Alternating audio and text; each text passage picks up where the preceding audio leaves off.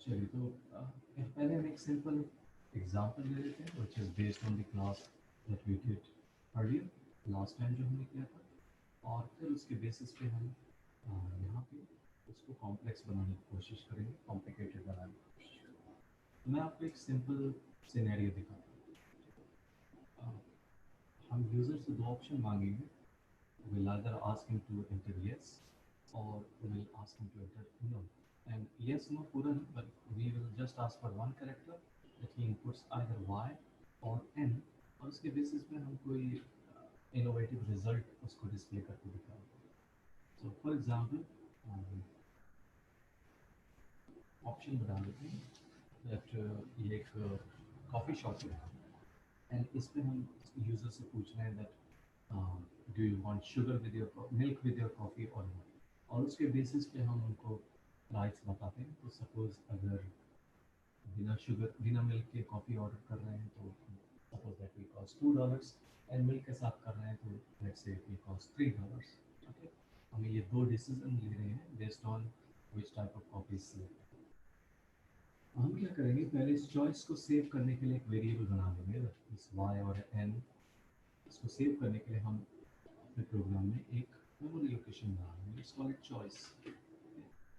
Sorry, choice equal to input.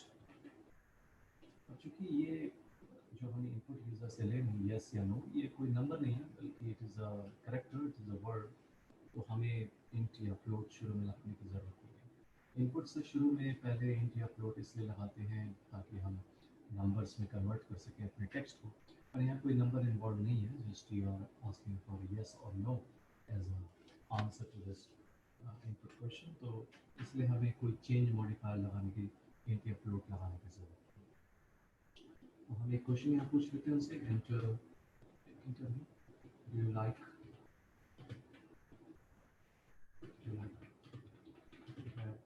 milk?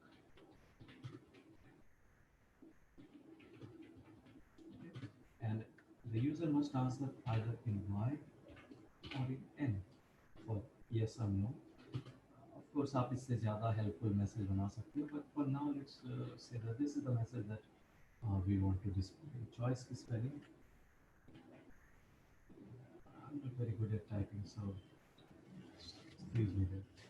अच्छा, अब हम based on किस choice में क्या saved है, is there y saved in that choice or n saved in choice, हमें price output करके दिखाना है। हमें एक स्टेटमेंट आउटपुट करनी है जिसमें हमें लिखना पड़ेगा that the price of your order is this much. तो विल डू, जहाँ चॉइस मेकिंग करनी होती है, as I have told in the earlier class that we have to use the if and else statement. So start with if, and हमें इस choice variable को check करना है कि इसके अंदर क्या सेव है, और हमें इसको दो वैल्यू से मैच करना है। So we will use the equal to operator. तो if choice is equal to y, equal to के लिए हम double equal to sign use करते हैं जब कंपेयर करते हैं, और टेक्स्ट लिखते वक्त टेक्स्ट से पहले अगर हम सीधे y लिख देंगे, तो अगर हम ऐसे लिख दें तो द कंप्यूटर विल एज्यूम कि ये y भी एक वेरिएबल है और उसको इसकी वैल्यू को ढूंढने की कोशिश करेगा पूरे प्रोग्राम में, लेकिन y नाम का कोई वेरिएबल हमने पहले बनाया नहीं या इसमें कोई वैल्यू सेव की है, तो obviously we will run error that y is not defined या it is something that is unknown to the computer. इसलिए इसको टेक्स्ट में कन्वर्ट करना ज़रूरी है ताकि कंप्यूटर को एग्जैक्टली पता चल पाए कि हम चॉइस में y नाम के टेक्स्ट को ढूंढ रहे हैं। तो अगर y चॉइस में प्रेजेंट है देन कॉलन लगाते हैं इफ के आगे जो हमें करना है वो करने लिखने के लिए, एंड हमें यहाँ पे एक आउटपुट करना है, print price of your order of your coffee is $2.5।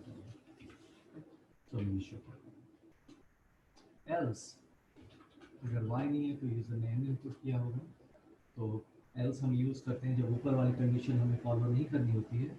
If true नहीं होता है तो हम else में आ जाते हैं और उसमें हम वो कोड लिखते हैं which is related to the other choice, the other path that you have to take in your program। हाँ दिए बोलिए। सर आपकी आवाज आज बहुत स्लो आ रही है।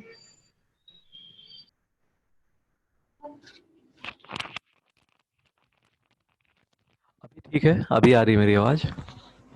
Yes sir. अनफॉर्चुनेटली मैंने माइक नीचे रख रखा था और मुझे पता नहीं था, शायद पूरे वीडियो में वॉइस जो है ट्रेल कर गई हो। खैर मैं आपको क्विक रिकैप दे देता हूँ। यहाँ पे मैंने क्या किया, पहले मैंने एक चॉइस नाम का वेरिएबल बनाया जिसमें मैंने एक क्वेश्चन पूछा कि do you want to have milk और not in your coffee. If the user inputs yes तो उसको y इनपुट करना होगा, और अगर उसने y इनपुट किया तो उस चॉइस में y सेव हो जाएगा और जो वेरिएबल हमने ऊपर बनाया।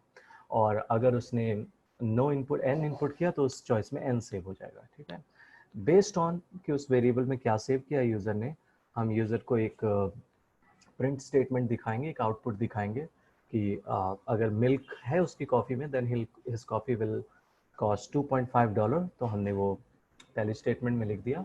एंड अगर मिल्क नहीं है, his choice was not Y obviously then it was N, तो हम प्रिंट करेंगे in that case we'll write that the cost of your coffee is, the price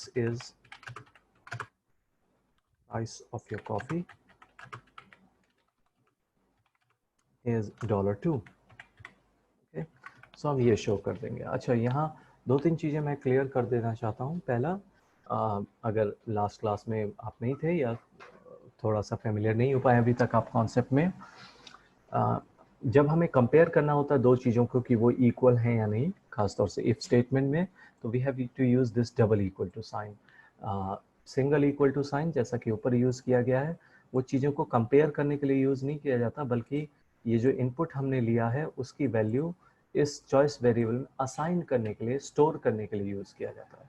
so single equal to is use for storage, assignment, and double equal to is use to compare. So math में जो equal to होता है कि दोनों sides equal हैं, in computer science that is this double equal to sign. Python में आप इसकी जगह वर्ड्स में भी लिख सकते हैं is equal to, but this syntax is not supported in other programming language. तो अगर आप ये सीख के कोई और प्रोग्रामिंग लैंग्वेज सीखना चाहते हैं तो I will advise you to follow this practice of using double equal to.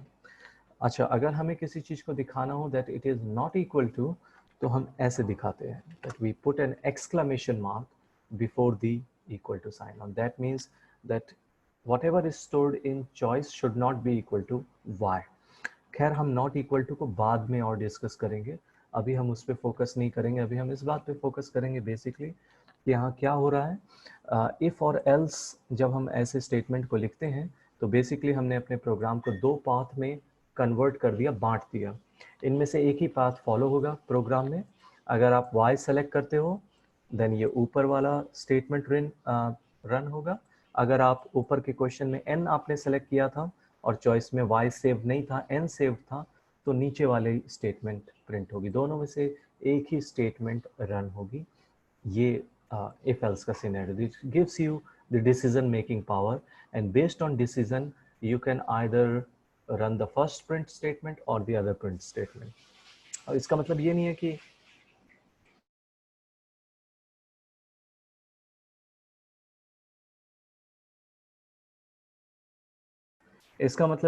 कि आप सिर्फ print statement he if else में यूज कर सकते हैं। You can use a variety of things in these if else statement। For example you can use some kind of sort of calculation अगर आप करना चाहें तो यहाँ पे मल्टीपल प्रिंट स्टेटमेंट यूज कर सकते हो। आप यहाँ पे भी चाहो तो कोई इनपुट यूज कर सकते हो, एंड आगे आप देखोगे कि एक इफ स्टेटमेंट के अंदर आप further multiple if statement use कर सकते हो।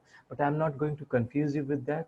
पहले हम सिंपलर एक्सरसाइजेस से शुरू कर रहे हैं, इसलिए दिस इज आवर प्रोग्राम। इसके बाद अगर हम कुछ भी लिखेंगे which is not in this indentation, indentation भी इंपॉर्टेंट है। लास्ट क्लास में मैंने डिस्कस किया था, ये जो एक्स्ट्रा स्पेस छूटा रहता है इस प्रिंट स्टेटमेंट के आगे, ये बताता है कि ये प्रिंट स्टेटमेंट इस इफ वाले ब्लॉक से बिलोंग करता है, इस वाले पाथ से बिलोंग करता है। तो पाइथन में कौन सी चीज़ किस पार्ट से बिलोंग कर रही है, किस ब्लॉक से बिलोंग कर रही है, कौन सा स्टेटमेंट, उसके लिए हम इंडेंटेशन यूज़ करते हैं। आगे जब हम और कॉन्सेप्ट्स पढ़ेंगे जैसे फंक्शंस एंड क्लासेस, तो ये चीज़ें और क्लियर हो जाएंगी कि ये इंडेंटेशन कितनी काम आती है आपके। अभी के लिए जैसे ही आप किसी, फॉर एग्जांपल अगर आप ये ऑनलाइन कंपाइलर यूज़ कर रहे हैं या कोई कंपाइलर आप अपने फ़ोन पे यूज़ कर रहे हैं, तो when you will put this colon sign after the if statement और आप एंटर प्रेस करेंगे न्यू लाइन के लिए, तो अपने आप ये इंडेंटेशन बन जाएगी। और जब तक ये इंडेंटेशन रहेगी, आप जो कुछ भी लिखोगे वो इस इफ स्टेटमेंट का हिस्सा होगा।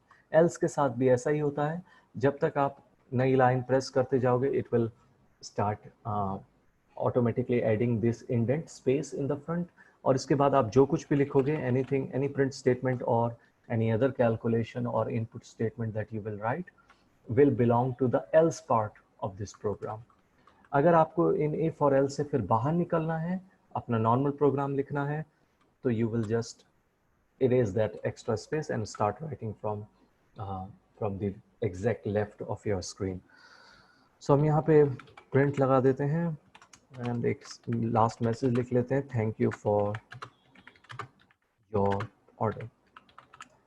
अब इसको ध्यान से फॉलो करो। आपके मेन प्रोग्राम में पहली लाइन थी और उसके बाद आपका प्रोग्राम दो पार्ट में स्प्लिट हो गया, दो पाथ बन गए, और उन दोनों में से कोई एक ही पाथ फॉलो किया जाएगा, कोई एक ही पाथ आप यूज करोगे। एंड ऊपर वाले पाथ, ऊपर वाला प्रिंट स्टेटमेंट आपको दिखेगा या नीचे वाला प्रिंट स्टेटमेंट दिखेगा, दैट डिपेंड्स ऑन आपने चॉइस में क्या सेव किया था। लेकिन फिर जब आप इस लास्ट वाले प्रिंट स्टेटमेंट में आओगे तो ये ना तो इस इफ का पार्ट है और ना ही इस एल्स का पार्ट है। इसका मतलब आपके ये दोनों पाथ आके यहाँ पे मर्ज हो गए और फिर आप वापस अपने मेन प्रोग्राम में आ गए। इसको मैं विजुअली आपको शो करने की कोशिश करता हूँ, फिर मैं ये प्रोग्राम रन करके आपको दिखाऊंगा ताकि एक बार और कॉन्सेप्ट क्लियर हो जाए। तो शुरू में आपने अपने यूज़र से इनपुट मांगा कि आप किस तरह का चॉइस लेना चाहते हो कॉफ़ी में, दैट यू वांट मिल्क और नॉट। उसमें आपने येस और नो क्वेश्चन पूछे, तो आपका प्रोग्राम दो पार्ट में इसके बाद स्प्लिट हो गया, दो पार्ट में बट गया। So now only one of these parts will be executed, कोई एक ही पार्ट चलेगा, ठीक है। So the first part ask you about, it will show you if you have selected Y. यहाँ मैं लिख देता हूँ, ये पाथ तब फॉलो होगा अगर आपने वाई सेलेक्ट किया हो, और अगर वाई सेलेक्ट ना किया हो, एन सेलेक्ट किया हो, तो दूसरा वाला पार्ट फॉलो होगा, this part, okay. And based on कि कौन से पाथ को आप सेलेक्ट कर रहे हो, आपको अलग अलग आउटपुट दिखेंगे। तो यहाँ का प्रिंट स्टेटमेंट अलग होगा, यहाँ आपको $2.5 आउटपुट के फॉर्म में दिखे, और इस वाली स्टेटमेंट में आपको $2 आउटपुट के फॉर्म में दिखा। तो आपके प्रोग्राम को आपने दो पार्ट्स में बांट दिया, and based on your choice, your condition, कोई एक ही पार्ट इसमें से फॉलो होगा। लेकिन जब ये पाथ फॉलो हो जाएगा तो दोनों पाथ कन्वर्ज होके, चाहे आप किसी भी पाथ से आगे बढ़ें, एक ही जगह पे आप पहुंचेंगे। You will get to the same last statement, and that is thank you for your order, जो लास्ट आपकी प्रिंट स्टेटमेंट थी जिसमें आपने एंडिंग स्टेटमेंट लिखी थी। सो आपने थैंक्स मैसेज लास्ट में प्रिंट कर दिया, ठीक है। अब ये वाला वाई वाला पार्ट जो है, ये इफ स्टेटमेंट की वजह से फॉलो किया जाएगा, और ये जो एन वाला पार्ट है ये एल्स स्टेटमेंट के अंदर लिखा हमने, उसके थ्रू फॉलो किया जाएगा, ठीक है। तो ये चीज़ हमने कोड में ऐसे लिखी है। अब इसको रन करके देखते हैं। Let's run this, let's provide y as the answer, and you can see that if वाला पार्ट फॉलो हो रहा है, सिर्फ उसकी प्रिंट स्टेटमेंट हमें स्क्रीन पे दिख रही है, that the price of your coffee is $2.5, and then last में जो हमने स्टेटमेंट लिखा था, thank you for your order, वो लिखा हुआ आ रहा है। So do you like to have milk, we provided yes, and then based on that हमें एल्स वाली स्टेटमेंट रन नहीं हो रही, क्योंकि उस पाथ को हमने फॉलो नहीं किया, हम उस पर नहीं गए, क्योंकि हमारी चॉइस वाइड थी, ओके। अगर हम अपनी चॉइस को एन कर दें इंस्टेड ऑफ वाई, तो अब इफ वाली स्टेटमेंट फॉलो नहीं होगी, वो वाला पाथ फॉलो नहीं होगा, अगेन बिकॉज कंडीशन उसकी फॉल्स हो गई। हम दूसरी पाथ पे आ जाएंगे, एल्स वाले पाथ पे, जहाँ पे हमें दिखाया जाएगा that the price of the coffee is $2, and then again thank you for your order. But this program has a lot of flaws. Working है ऑल राइट, लेकिन अगर मैं इनपुट को थोड़ा चेंज कर दूँ, what if I run this program and I provide an input of y, okay, तो मुझे यही दिखना चाहिए ना that the price of the coffee is $2.5, लेकिन मुझे दिख रहा है the price of the coffee is $2 not 2.5, जबकि मैंने y ही एंटर किया है, और y की वजह से ये वाली प्रिंट स्टेटमेंट दिखनी चाहिए थी मुझे, लेकिन ये वाली प्रिंट स्टेटमेंट दिख रही है। आप में से कोई इस पे इंसाइट देना चाहेगा ऐसा क्यों हो रहा है? एनीवन? कोई नहीं? ओके, मैं बताता हूँ ऐसा क्यों हो रहा है। ऐसा इसलिए हो रहा है because programming languages specifically strings. Khushi, welcome to the class. आपका जो छूट गया क्लास रिकॉर्ड हो रही है, so I will share the video and you can follow along with that. कोई भी स्ट्रिंग जो होती है, चाहे आप किसी भी प्रोग्रामिंग लैंग्वेज में यूज़ करें, चाहे पाइथन में यूज़ करें या किसी और प्रोग्रामिंग लैंग्वेज में, that string is case sensitive and the y that I am writing in that if statement is capitalized. इसका मतलब इनपुट जो हम कर रहे हैं उसको भी हमारा प्रोग्राम एज्यूम कर रहा है कि वहाँ पे कैपिटल Y ही सेव्ड होगा उस चॉइस में, लेकिन हम स्मॉल कैप्स में Y को एंटर कर रहे हैं, और स्मॉल कैप्स का Y और कैपिटल कैप्स का Y एक चीज़ नहीं है। तो जब आप कंपेयर करोगे इस चॉइस में स्मॉल y सेव होगा और उसको आप कंपेयर करने की कोशिश करोगे कैपिटल Y से, तो दे वोंट बी इक्वल, और वो इक्वल नहीं होंगे तो ये इफ़ वाली स्टेटमेंट रन नहीं होगी, बल्कि आप इस एल्स में आ जाओगे। और इसको फिक्स करने के लिए हमें क्या करना होगा, हमें इसी सेम इफ स्टेटमेंट को एक्सटेंड करना होगा, इसमें और कंडीशंस लगानी होगी। हमें कहना होगा अच्छा चाहे कैपिटल Y हो या स्मॉल y हो, उससे फ़र्क नहीं पड़ता, आप दोनों में यही वाली प्रिंट स्टेटमेंट शो करेंगे। तो हम कैसे दूसरी कंडीशन लगाएंगे, हम लिखेंगे और। Okay, this is use to extend. दो चीज़ें हम यूज़ करते हैं और नए कंडीशंस लगाने के लिए, एक और एंड दूसरा एंड। ठीक है, तो एंड को हम बाद में देखेंगे, अभी और का हम यूज़ देखते हैं। सो पहले हमने लिखा कि अगर चॉइस की वैल्यू कैपिटल Y के बराबर है तो ये नीचे वाला प्रिंट स्टेटमेंट फॉलो हो, लेकिन अब हम कह रहे हैं कि अगर चॉइस की वैल्यू स्मॉल y के बराबर हो तो भी आप नीचे वाला स्टेटमेंट फॉलो कर सकते हैं। आप यहाँ जितनी चाहें उतनी कंडीशन लगा सकते हैं। सो आप ये भी लिख सकते हैं कि अगर पूरा YES यूज़र ने इनपुट कर दिया है तो भी आप यही वाली आप यही वाली कंडीशन दिखाएं, पर हम उसमें नहीं जाएंगे पूरे वर्ड में, क्योंकि उसके तो कई वेरिएशन हो सकते हैं कि पूरा यस कैपिटल में लिखा है या उसके फर्स्ट लेटर को कैपिटलाइज कर दिया या पूरा स्मॉल में लिखा है। So there can be a number of pattern in that. तो हम पहले सिंगल कैरेक्टर पे ही फोकस करते हैं। तो अब हमने अपने प्रोग्राम को थोड़ा और कॉम्प्रिहेंसिव बना दिया।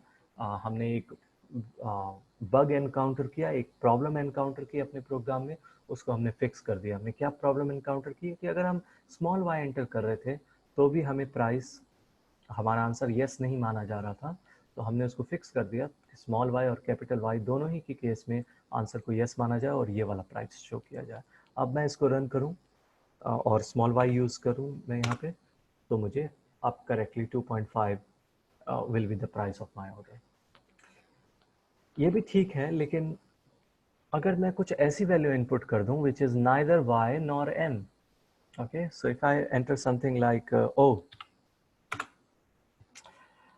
अगर मैं o एंटर करता हूं तो भी जो हमारा कंप्यूटर है वो क्या चेक करेगा, it is not checking for yes और no, it's only checking for yes. No के लिए तो हमने कोई कंडीशन ही नहीं लिखी है, हमने ये मान लिया अपने मन में कि अगर चीज़ें येस नहीं होंगी तो नो ही होंगी, है ना। यही तो ह्यूमन वर्ल्ड में यही दो आंसर होते हैं, लेकिन आपके कीबोर्ड पे you have multiple answers, you have capital Y, you have small y, you have capital N, small n, and then you have these other keys, you also have numbers, okay, you also have special characters। और उन सभी cases में हमारे computer को क्या decision करना है, वो बस ये देख रहा है हमारा प्रोग्राम कि आपने जो चॉइस इनपुट की है, आपने जो इनपुट किया है वो y है या नहीं है। तो उसके हिसाब से अगर वो y है तब तो आपको मिल के साथ वाली प्राइस दिखाएगा। अगर वो y नहीं है, कुछ भी हो, चाहे n हो, o हो, @ लिख दो आप उसमें, या टैब कैरेक्टर इनपुट कर दो या सिंपली स्पेस इनपुट करके दे दो, it will only show you that the price of your coffee is $2। लेकिन कई बार हो सकता है कि आप नो एंटर नहीं करना चाहते, गलती से आपने ओ एंटर कर दिया, ओके, या Z एंटर कर दिया गलती से, और आप Y एंटर करना चाह रहे थे, लेकिन आपको ये नो का ही आंसर दिखेगा उस केस में भी। तो अगर मैं वापस अपने वाइट बोर्ड पे जाऊँ, इस चीज़ को समझाऊँ, तो ये actually this is not about n, this is about all the character except for capital and small y। तो हमारा ये जो पहला पाथ है, जो हमने ये वाला पाथ बनाया था, this will be followed for capital Y and small y, लेकिन ये वाला जो पाथ है, this will be followed for all the other characters.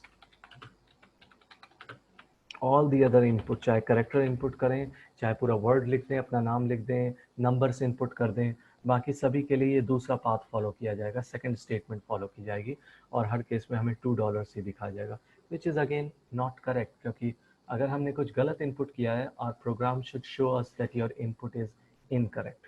तो अब यहाँ पे आपको एक थर्ड ब्रांच अपने प्रोग्राम में बनानी पड़ेगी। Okay, तो अब आपको अपने प्रोग्राम को बेटर स्ट्रक्चर्ड करना पड़ेगा। Now instead of having 2 paths in your program, you must have 3 paths in your program, one for yes, one for no and one for invalid input। ऐसे inputs जो ना yes में आते हैं और ना no में आते हैं, बल्कि गलती से input कर दिए गए हैं, तो वहाँ पे एक error message दिखाने के लिए कि sorry your input was incorrect, ये स्टेटमेंट लिखी भी आए। तो हम इसी पहले मैं फिगर में आपको ये समझाने की कोशिश करता हूँ। Let me raise this and this. Okay, so हम ये फर्दर पाथ्स अपने प्रोग्राम में बना लेते हैं। This will denote our no part, कि अगर हम नो सेलेक्ट करते हैं, यहाँ पे हमें शो करना है मैसेज, हमें प्रिंट स्टेटमेंट शो करनी है that the price is $2।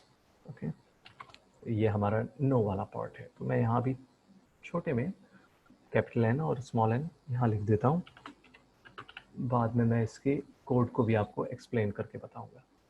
Then we also have to make a third part in your program and this path will be followed जब हमारी चॉइस जो है, जो हमने शुरू में इनपुट की थी, जिसके बेसिस पे ये सारा डिसीजन लिया जा रहा है कि कौन से पाथ को हमें फॉलो करना है, अगर वो ना तो येस हो ना ही नो, इन चारों कैरेक्टर को छोड़ के हम कुछ इनपुट कर दें, then our print should show something like invalid input. Okay, ऐसा कुछ आउटपुट होना चाहिए।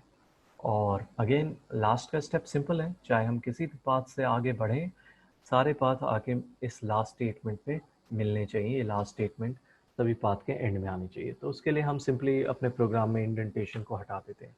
पर अब ये 2 से इस 3 पाथ को हम कैसे बनाएंगे? और ध्यान से देखो, फर्स्ट पाथ में आपके पास कुछ वैल्यूज़ हैं जो डिटरमाइन करती हैं कि आपको फर्स्ट पाथ में कैसे जाना है। ये वैल्यूज़ थी, ये आपकी सेट ऑफ वैल्यूज़ थी जो डिटरमाइन करती थी कि ये पाथ आपको फॉलो करना है। ये सेट ऑफ वैल्यूज़ थी जो डिटरमाइन करती थी आपको सेकंड पाथ फॉलो करना है। लेकिन थर्ड पाथ के लिए कोई सेट ऑफ वैल्यूज़ प्रोवाइडेड नहीं है। और इसका मतलब ये होता है कि अगर फर्स्ट दोनों सेट्स नहीं है वैल्यू के हमारे पास, इन दोनों सेट्स के अलावा कुछ और है, जैसे z है या o हमने इनपुट कर दिया, तब ये लास्ट पाथ लास्ट रिसॉर्ट में फॉलो किया जाएगा। तो ये लास्ट ऐसे केसेस के लिए हम, इन्हीं केसेस के लिए हमने एल्स स्टेटमेंट बना रखी है। जब शुरू की कोई स्टेटमेंट फॉलो नहीं होती, कोई पाथ फॉलो नहीं होता, तो हम इस लास्ट पाथ को फॉलो करते हैं, एल्स में आ जाते हैं। तो ये इफ का पार्ट हो गया और ये एल्स का पार्ट हो गया। ये बीच का पार्ट क्या है, अब इसको कोड करते हैं। चलो, let's go to our program. Okay, if और एल्स के बीच पहले तो इस एल्स को क्लियर कर देते हैं, क्योंकि एल्स में अब हम लिखना चाहते हैं इनवैलिड इनपुट, क्योंकि एल्स वो पार्ट शो करेगा जहाँ पे ना तो हमने येस इनपुट किया है और ना ही नो इनपुट किया है, the last path of our program. तो हम लिखेंगे इनवैलिड इनपुट या इनवैलिड चॉइस। ओके, अब इन दोनों के बीच में, इफ एल्स और इफ के बीच में हमें ये नेक्स्ट पाथ इंट्रोड्यूस करना होगा। और इस पाथ को जब आपको इफ और एल्स के बीच में कुछ लिखना होता है, तो उसको हम लिखते हैं एलिफ स्टेटमेंट से। ओके, याद रखना दैट अभी तक हम इफ एल्स पढ़ रहे थे, अब आपका ये नॉलेज, ये लॉजिक थोड़ा आगे बढ़ गया है, and now you are learning about if, elif, else, and elif are for all the other parts in your program except for the first and the last part। ठीक है, तो आप जितने चाहे उतने एलिफ बना सकते हो, उतने सेपरेट पाथ आपके प्रोग्राम में बनते चले जाएंगे। एलिफ के साथ भी आपको कंडीशन लिखनी पड़ती है, क्योंकि वो बीच वाली स्टेटमेंट के साथ, मैंने वहाँ डायग्राम में आपको दिखाया था, let me show you again, हमने इस बीच वाले पाथ के साथ भी एक कंडीशन लिख रखी थी कि हमारा चॉइस कैपिटल एन के बराबर होना चाहिए और स्मॉल एन के बराबर होना चाहिए। तो पहले मैं यहाँ ये भी अपडेट कर देता हूँ that this path is about the elif part. Okay, so first part is if, the other one is elif, and the last one is else. So इस elif के साथ हम जैसे if के साथ कंडीशन लिखते हैं वैसे ही स्पेस देके इसके साथ भी कंडीशन लिखना शुरू कर देंगे। हम चॉइस वेरिएबल में चेक कर रहे हैं कि कैपिटल N सेव्ड है या फिर और स्मॉल n सेव है। इन दोनों में से जो कुछ भी सेव हो, अगेन if और else की तरह ही अपनी कंडीशन लिखने के बाद हम कॉलन लगाते हैं और जैसे ही आप एंटर प्रेस करोगे new line, you will see कि अपने आप ये एक्स्ट्रा स्पेस छूट गई। इसका मतलब आप कुछ भी लिखोगे now it will belong to this elif part of the program. Okay, तो यहाँ हम प्रिंट स्टेटमेंट लगा देते हैं और n का मतलब है कि हम मिल्क सेलेक्ट नहीं कर रहे तो हमारा प्राइस वापस आ जाना चाहिए, प्राइस ऑफ कॉफ़ी इज $2। और अब हमने काफ़ी अपने प्रोग्राम को एक्सटेंड कर दिया है। अब हमारे पास कैपिटल Y के लिए भी एक पाथ है अपने प्रोग्राम में, स्मॉल y के लिए भी, कैपिटल N और स्मॉल n के लिए भी एक पाथ है। और अगर इनमें से कुछ इनपुट नहीं करते तो भी एक मैसेज है हमारे पास जो हम शो कर सकते हैं। जब ये सारे मैसेज इन ऊपर वाले दोनों पार्ट फेल हो जाएंगे तो ये लास्ट वाला पार्ट तब रन करेगा। लेकिन इन एनी केस इन तीनों प्रिंट स्टेटमेंट्स में से, इन तीनों पाथ में से जो हमने बनाए हैं, कोई एक ही पाथ फॉलो किया जाएगा प्रोग्राम में। So let me run this and let me press something like T, okay, and it will show invalid choice and it will come to the last statement of the program. Again, let's run this and let's provide input like small n and it will show that the price of the coffee is $2। इस complex set of operations इस और के through चीज़ों को, एक ही statement को, एक ही condition को एक्सटेंड करके और एलिफ के थ्रू अपने प्रोग्राम में सेवरल पार्ट बना के आप अपने डिसीजन मेकिंग पावर को प्रोग्राम में एक्सटेंड कर सकते हो। So you can introduce several elif in between. आप जितने चाहो उतने एलिफ बना सकते हो, बस सबके लिए आपको अलग अलग कंडीशन लिखनी पड़ेगी। सपोज आपके प्रोग्राम में कुछ ओ के लिए भी कंडीशन होती तो आप एक और एलिफ स्टेटमेंट बना लेते एंड दैट वाज फॉर ओ स्टेटमेंट। ठीक है, ओ आपने इनपुट किया हो तो उसके लिए अगर कोई स्पेशल आपके पास प्राइस है या कोई स्पेशल मैसेज आपको शो करना है तो उस तरह से आप करेंगे। I hope that this was easier to understand that आप कैसे और फर्दर कंडीशन अपने प्रोग्राम में पाथ बना सकते हो। मैं आपको एक दो और ऑपरेटर के थ्रू इंट्रोड्यूस कराना चाहता हूँ और मैं आपको कल जो मैंने असाइनमेंट दिए थे उसमें से एक मैं आपके साथ डिस्कस करना चाहता हूँ। ठीक है, let me comment this out ताकि ये हमारे बाकी कोड को डिस्टर्ब ना करे। And right here I'm going to write a simple code. I hope that you will follow along and I won't have to explain a lot of this.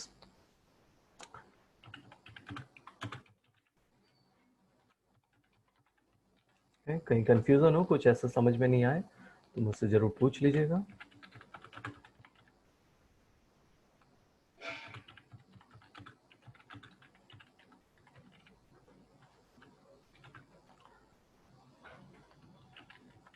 Okay, सो हमारी पहले इसमें कंडीशन लिखी हुई थी उस असाइनमेंट में that the user must be ask about an amount for contribution to a particular NGO और वो पर्सन वो अमाउंट एंटर करेगा। Now there is some mischievous person who supposedly enters -3 as the amount, है ना, और 0 as the donation amount. Now that is not a valid amount to be transferred. Money 0 में तो count नहीं होती, it should be counted in positive number. तो मैंने next उसमें पार्ट जोड़ा था that you have to check whether the amount is valid or not, or is it positive or not. So how are you going to check if anything that is stored in this amount is positive or not? So again आपको एक decision लेना है based on कि अगर amount positive है तो आप दिखाओगे yes the amount is valid, and if the amount is negative then you are going to show that the amount is invalid. तो यहाँ पे आपको अगेन डिसीजन मेकिंग करनी है आपके प्रोग्राम को बेस्ड ऑन कि अमाउंट के अंदर क्या सेव्ड है। डिसीजन मेकिंग के लिए अगेन हम इफ एल्स पे आ जाएंगे। अमाउंट वेरिएबल से हमें को कंपेयर करना है, लेकिन यहाँ हमें किसी चीज़ के इक्वल नहीं दिखाना है ना, ये मत लिख देना इक्वल टू पॉजिटिव। तो इसका मतलब ये हुआ कि वो ये देखेगा कि अमाउंट में पॉजिटिव वर्ड लिखा हुआ है या नहीं, तो वो that is very highly unlikely.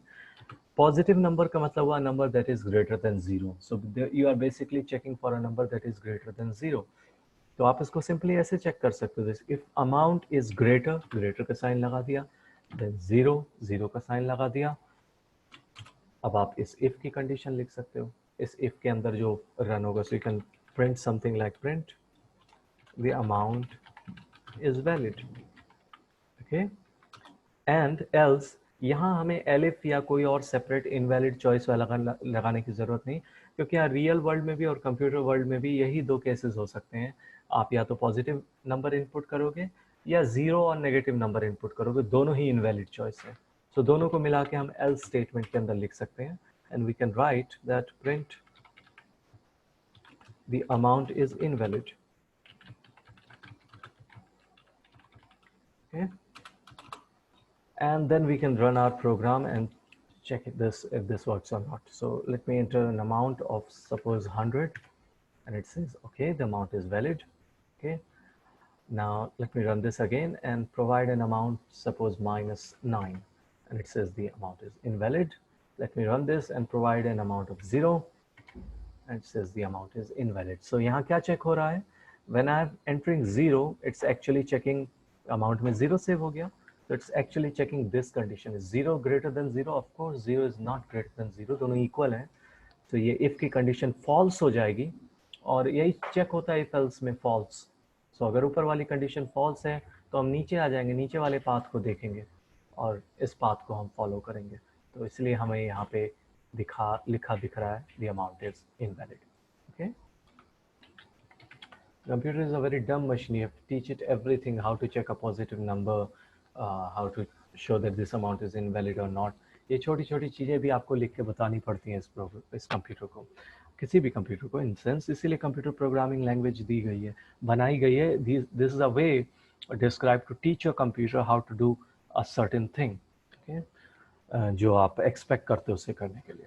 इसलिए आप you are trying to basically train your computer using this language. Let me comment this out and let me try to explain another important concept to you. इस तरह के बहुत सारे, अगर आप पढ़ रहे हैं कंप्यूटर साइंस तो इस तरह के बहुत सारे क्वेश्चन आपको मिलेंगे, और अगर नहीं पढ़ रहे हैं तो आगे के असाइनमेंट में इस तरह के क्वेश्चन दूंगा, और these are also very useful. Suppose I have to check if the amount I entered or a number that I entered is even or not. मेरे पास 4 minutes 50 seconds है. I hope in this I can write this program. तो मैं एक और input ले रहा हूँ और इसके शुरू में मैं इंटीजर लगा रहा हूँ, because this is a number and it should be converted into a number. Enter a number. So we provide a number which is saved into this variable called NUM, और हमें चेक करना है कि ये number even है या नहीं. Again choice, checking choice, that's basically same thing. Choice क्या है यहाँ पे? हमें दो आउटपुट दिखाने. If the number is even, will say yes the number is even, and if it is odd, we'll show a message and we'll write that the number is odd. Or how do you check that a given number is even or odd? And in mathematics, quite easier. You divide by 2, and if divides by 2, then the number is even, and if doesn't divide by 2, then the number is odd. How will you check this in your computer program? So write something like this: if number divides by 2, but this doesn't do anything, ये number चाहे 2 से divide होता हो या ना होता हो, it will still attempt and try to divide this by 2, और वो आंसर को डेसिमल में कन्वर्ट कर देगा if it is not exactly divisible, because decimal point are a perfect proper numbers for computer. तो हमें ये नहीं करना. Instead we'll use a operator called remainder operator or modulus operator, and this operator is denoted by this percentage sign.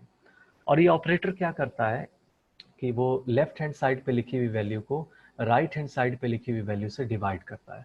So it's going to divide this number जो भी हमने input किया है, सपोज 5, उसको वो 2 से डिवाइड करेगा, and it will give us the remainder of that division.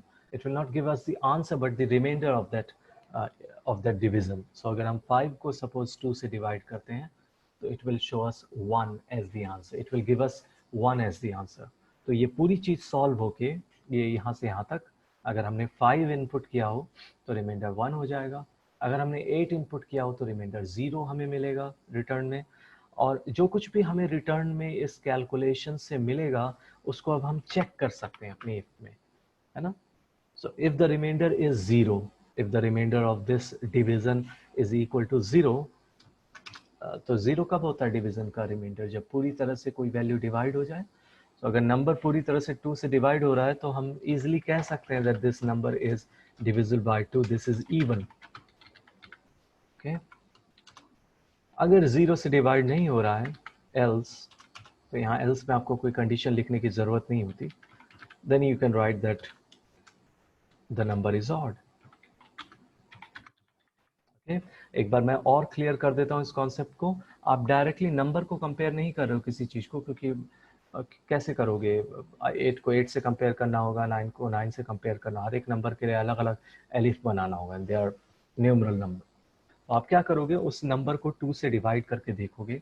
Instead of using the division operator you will use the remainder operator, क्योंकि इवन और ऑड चेक करने के लिए आपको ये नहीं चेक करना होता कि डिवाइड करके आंसर क्या आता है, बल्कि आपको ये चेक करना होता है आर दे डिविजिबल और नॉट।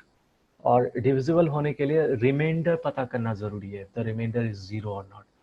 और रिमाइंडर पता करने के लिए ये फंक्शन हमें दिया गया है, ये ऑपरेटर दिया गया है, दिस मॉड्यूलस ऑपरेटर। और ये सिर्फ पाइथन में नहीं, अदर प्रोग्रामिंग लैंग्वेजेस में भी है।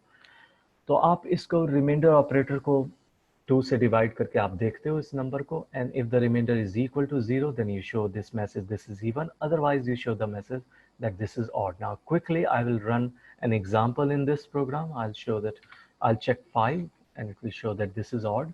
तो basically हो क्या रहा है, जब हम 5 इनपुट करेंगे तो it will divide 5 by 2, ये कैलकुलेशन परफॉर्म होगी एंड फिर इस कैलकुलेशन का रिजल्ट यहाँ आ जाएगा 1 and it will check if 1 is equal to 0, no, so it will show us that 5 is odd.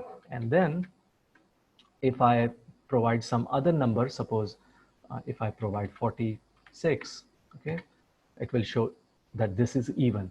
So what is going to do, it's going to divide 46 by 2, and जब हम divide करेंगे तो remainder 0 आ जाएगा, and now the comparison is true, 0 is equal to 0, तो इसलिए if की statement हमें दिखेगी, otherwise हमें else की statement दिखेगी. So this is your remainder